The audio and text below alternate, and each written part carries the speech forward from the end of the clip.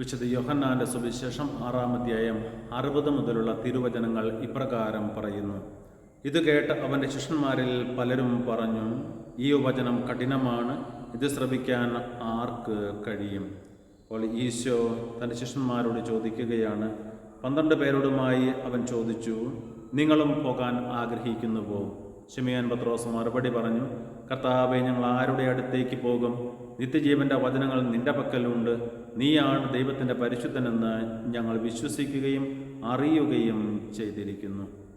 ഈശോയിൽ പ്രിയരെ, ഇന്നത്തെ തിരുവചനത്തിലൂടെ ക്രിസ്തുനാഥൻ നമ്മോട് ചോദിക്കുന്ന ചോദ്യമാണ്, നിങ്ങളുടെ കൂടെ ഞാൻ ആയിരുന്നിട്ടും, നിങ്ങളുടെ കൂടെ ഉണ്ടിട്ടും ഉറങ്ങിയിട്ടും, ഞാൻ ഈ അത്ഭുത പ്രവൃത്തികൾ ചെയ്തിട്ടും, അപ്പം വർദ്ധിപ്പിച്ച് നിങ്ങൾക്ക് നൽകിയിട്ടും, ഞാനാണ് നിത്യജീവൻ്റെ അപ്പം ഞാനാണ്, സ്വർഗത്തിൽ നിന്നിറങ്ങിയ അപ്പം ഞാനാണ് എന്നൊക്കെ പറഞ്ഞ് മനസ്സിലാക്കി തന്നിട്ടും നിങ്ങൾക്ക് എന്നെ മനസ്സിലാകുന്നില്ലേ?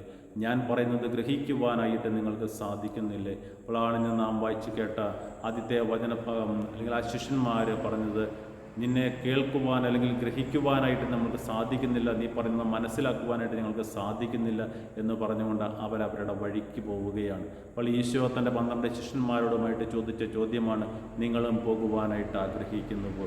നമ്മോടും ഈശോ ഇത് തന്നെയാണ് ചോദിക്കുന്നത്.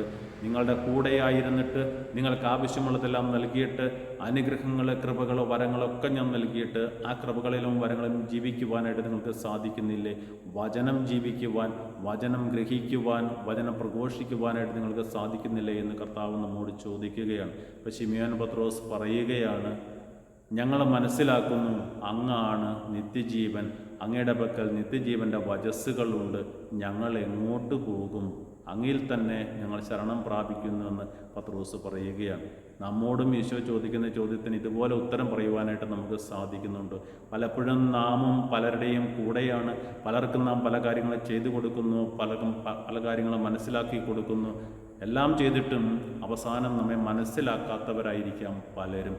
അവരുടെയൊക്കെ മുമ്പിൽ നിന്ന് ആദ്യത്തെ വചനം നാം കേട്ടതുപോലെ, പോകുന്നവരൊക്കെ പൊയ്ക്കൊള്ളട്ടെ, നമ്മെ മനസ്സിലാക്കുന്നവർ നമ്മുടെ കൂടെ നിൽക്കണം.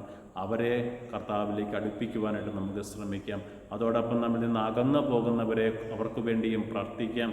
അവരെയും കർത്താവിലേക്ക് അടുപ്പിക്കുവാനായിട്ട് കൃപയാകണമെന്ന് നമുക്ക് പ്രാർത്ഥിക്കാം. പലപ്പോഴും നമ്മെ മനസ്സിലാക്കാത്തവരായിരിക്കാം കൂടെയുള്ളവർ, ചിലപ്പോൾ കാര്യസാധ്യത്തിന് വേണ്ടിയിട്ടായിരിക്കാം കൂടെയുള്ളവർ. അവരെയൊക്കെ മനസ്സിലാക്കിക്കൊണ്ട് നമ്മെ എന്താണോ ഫലമേൽപ്പിച്ചിരിക്കുന്നത് അത് ചെയ്യുവാൻ നമുക്ക് കൃപ നൽകണമേ എന്ന് തമ്പുരാൻ്റെ മുമ്പിൽ നിരന്തരം നമുക്ക് പ്രാർത്ഥിക്കാം.